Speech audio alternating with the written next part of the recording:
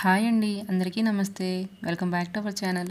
ఈరోజు వీడియోలో అసలు సిసలైన ఆంధ్ర ఆవకాయ పచ్చడిని పక్కా కొలతలతో ముక్క మెత్తబడకుండా ఎలా తయారు చేసుకోవాలో టిప్స్తో సహా చూపించబోతున్నాను. మన అమ్మ వాళ్ళ కాలంలో పట్టే కొలతలని మనం ఒకసారి నోట్ చేసి పెట్టుకుంటే ఎన్ని కేజీల పచ్చడినైనా మన ముక్కలమే ఈజీగా పట్టుకోవచ్చు. మా ఫ్యామిలీ అందరం కలిసి సరదాగా ఎంతో క్విక్గా పట్టుకున్న ఆవకాయ పచ్చడి రెసిపీ చూసేద్దామా? ముందుగా ఆవకాయ పచ్చడి పట్టుకోవడానికి తెల్ల గులాబీలు లేదా జలాలు లేదా చిన్న రసాలుని తీసుకోవాలి. ఆవకాయ పచ్చడికి తెల్ల గులాబీలు అయితే ముక్క మెత్తబడకుండా ఉంటుంది, టేస్ట్ బాగుంటుంది. ఒకవేళ మీకు దొరకకపోతే పుల్లగా ఉన్న మామిడికాయతో పట్టుకోండి.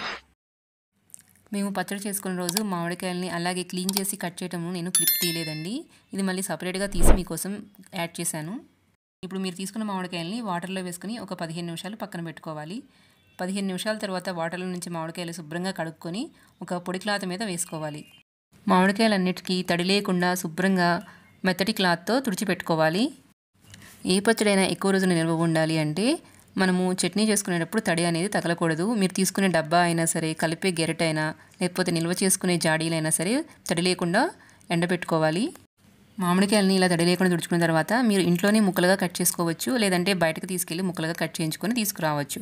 ఇక్కడ మేమైతే ఇంట్లోనే కట్ చేసుకున్నాము. ఇలా ముందుగా ముక్కలు కట్ చేసుకున్న తర్వాత వీటి లోపల ఉన్న జిడిని తీసివేయాలి.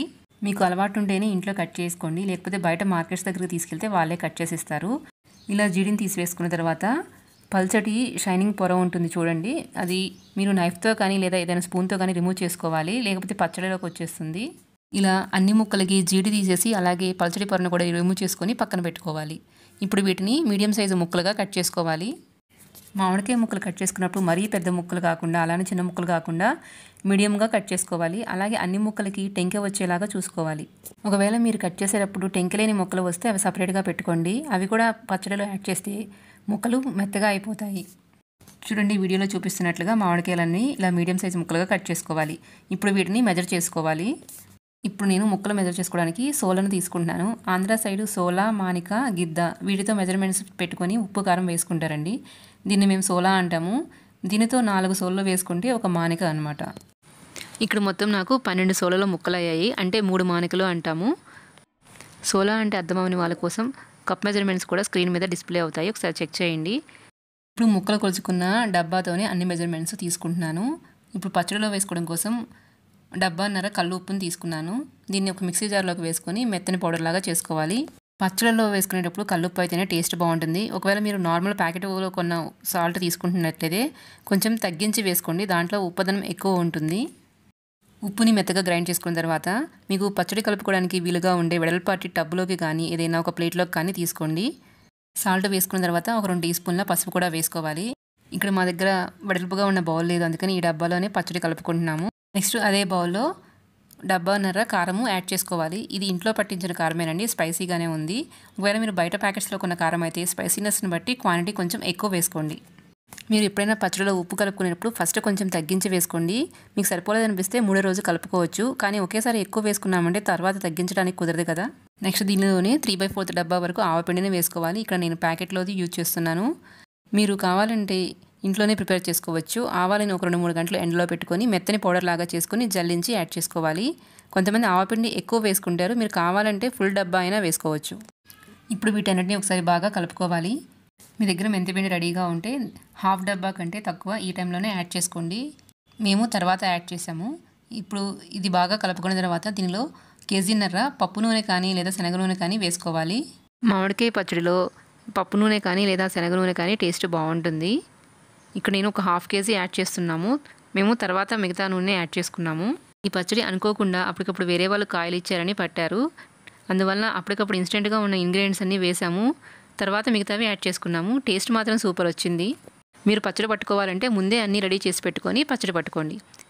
ఇప్పుడు మనం కట్ చేసి పెట్టుకున్న మామిడికాయ ముక్కల్ని వేసుకొని బాగా కలుపుకోవాలి. ఇప్పుడు పచ్చడి అంతా కలుపుకొని పక్కన పెట్టుకోవాలి.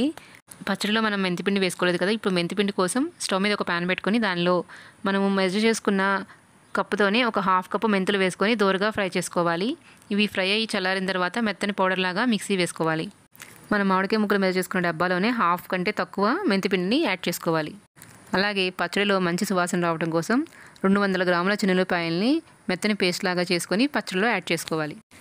అలాగే చివరిలో యాడ్ చేసుకోవడం కోసం ఒక 200 గ్రాముల వెల్లుల్లి రెబ్బలు స్కిన్ రిమూవ్ చేసుకొని పక్కన పెట్టుకోవాలి.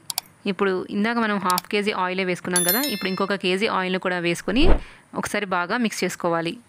మీరు పచ్చడి పట్టుకోవాలనుకొని ముక్కలు తెచ్చుకున్నప్పుడు పచ్చడి పట్టడం కొంచెం లేట్ అయింది అనుకుంటే ముక్కల వరకు ఆయిల్ని కలుపుకుంటే ముక్క మెత్తబడకుండా ఉంటుంది. మిగతా ప్రిపరేషన్ అంతా మీరు తర్వాత చేసుకోవచ్చు. ఇక్కడ దీనిలో పచ్చడి పూర్తిగా కలవటం లేదని నేను దీన్ని వేరొక ప్లేట్లోకి ట్రాన్స్ఫర్ చేసుకున్నాను. ఇప్పుడు పచ్చడి మొత్తం బాగా కలుపుకున్న తర్వాత దీనిని ఏదైనా ఒక జాడీలో కానీ లేదా ఏదైనా సీసాలోకి లేదా ఏదైనా ఒక ప్లాస్టిక్ బాటిల్ లాంటి దాంట్లో పెట్టుకోవాలి. ఇప్పుడు దీనిలోని వెల్లుల్లి రెబ్బలు కూడా వేసుకొని మూత పెట్టి ఒక 3 రోజులు పక్కన పెట్టాలి. రోజు ఒకసారన్నా మిక్స్ చేసుకోవాలి. 3వ రోజు తీసి ఒకసారి మిక్స్ చేసుకొని ఉప్పు కారం చెక్ చేసుకొని మీకు సరిపోలేదంటే యాడ్ చేసుకోండి. దీన్ని తడి లేకుండా ఏదైనా జాడీలో కానీ లేదా ఎయిర్టైట్ జార్లో కానీ స్టోర్ చేసుకోవచ్చు. ఈ పచ్చడి చూస్తుంటే నోరు ఊరుతుంది కదా, టేస్ట్ అయితే చాలా బాగా వచ్చింది. ఈ పచ్చడి చూస్తుంటే 3 రోజులు ఆగుతామా? మేము అప్పటికప్పుడే ఆ పచ్చడి కలిపిన ప్లేట్లోనే అన్నం కలుపుకొని తిన్నాము. ఇలా పచ్చడి ప్లేట్లో అన్నం తింటుంటే చిన్నప్పటి జ్ఞాపకాలు గుర్తొచ్చాయండి. మీరు కూడా ఇలాగే చేసేవారా? చూశారు కదండి, ఒకసారి మీరు ఈ కొలతలు కనుక నోట్ చేసుకుంటే ఎన్ని కేజీల పచ్చడైనా ఈజీగా పెట్టుకోవచ్చు. మీకు నా వీడియో నచ్చినట్లయితే ఇలాంటి మరిన్ని రెసిపీ అప్డేట్ నోటిఫికేషన్ మీకు రావాలి అంటే మన ఛానల్ని సబ్స్క్రైబ్ చేసుకోండి. అలాగే మీ ఫ్రెండ్స్తో కూడా షేర్ చేయండి. Thank you for watching.